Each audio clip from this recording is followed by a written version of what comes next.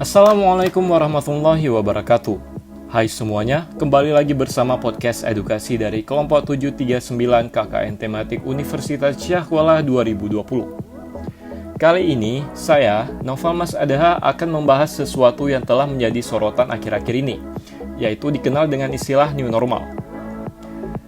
New Normal ini muncul ketika pandemi COVID-19 ini telah merubah tatanan hidup masyarakat dunia.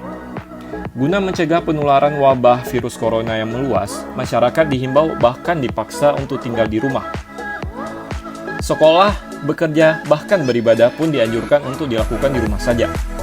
Hampir semua negara menghimbau warganya untuk tidak beraktivitas di luar rumah jika tidak ada kepentingan yang mendesak. Terkecuali memang bagi mereka yang harus keluar dan kegiatannya tidak bisa dilakukan dari rumah. Perubahan tersebut tentu juga berdampak luas di banyak sektor. Pasalnya, perubahan aktivitas masyarakat tersebut membuat dunia usaha menjadi sepi, seperti di bidang pariwisata, transportasi, penjualan retail, dan masih banyak lagi. Seiring berjalannya waktu, tinggal di rumah dinilai tidak bisa selamanya diterapkan untuk menjaga keseimbangan perekonomian. Sejumlah negara pun mulai melonggarkan kebijakan terkait mobilitas warganya. Di sisi lain, virus SARS-CoV-2 penyebab COVID-19 masih terus mengancam. Korban jiwa akibat virus corona pun semakin hari terus menambah. Disinilah pola hidup baru atau new normal akan diimplementasikan. Lantas, apa dan seperti apakah new normal tersebut?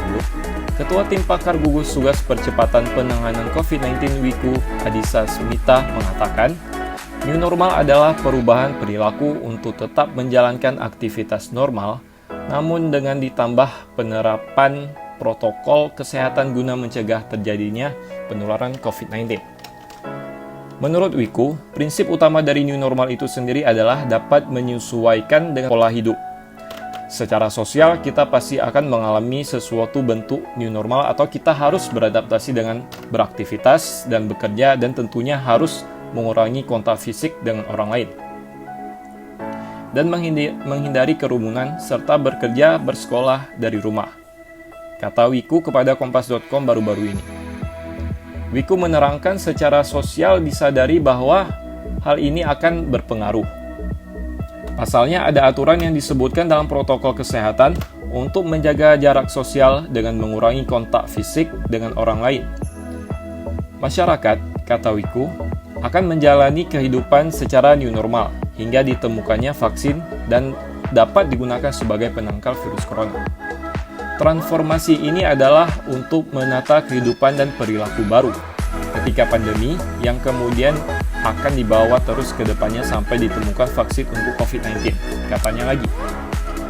Beberapa ahli dan pakar kesehatan dunia telah memastikan bahwa kemungkinan paling cepat dapat ditemukannya vaksin adalah pada 2021. Artinya, masyarakat harus menjalani kehidupan secara new normal hingga tahun depan, bahkan lebih. Oleh karenanya, perubahan perilaku akan menjadi kunci optimisme dalam menghadapi COVID-19 ini, dengan menerapkan protokol kesehatan sesuai anjuran pemerintah, atau yang dikenal sebagai new normal. Tapi kita harus berpikiran positif, karena Indonesia punya kapasitas yang besar dan gotong royong. Marilah kita gotong royong agar terbebas dari COVID-19. Imbuhnya.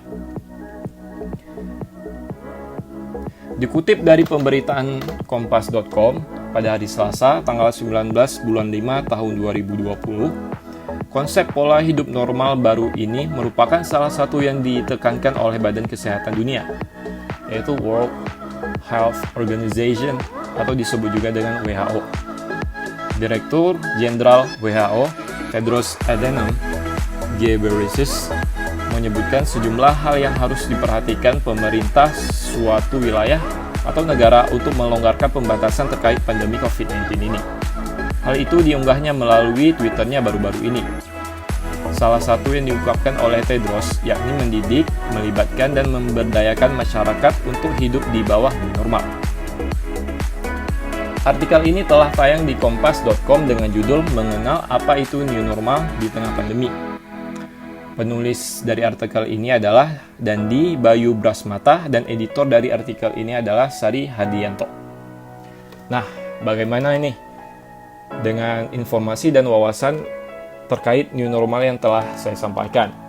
Semoga memang kita bersama-sama dapat bergotong royong menghadapi dan mencegah penularan COVID-19 ini. Dan salah satu kontribusi terbesar yang dapat kita berikan adalah dengan mengimplementasikan pola hidup new normal ini dengan sebaik-baiknya dan dengan protokol kesehatan yang telah disusun oleh pemerintah.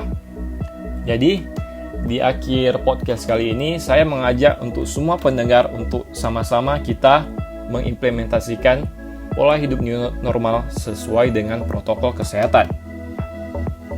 Akhir kata, lebih dan kurang saya mohon maaf. Billahi taufiq wal hidayah. Wassalamualaikum warahmatullahi wabarakatuh. Stay safe and stay healthy.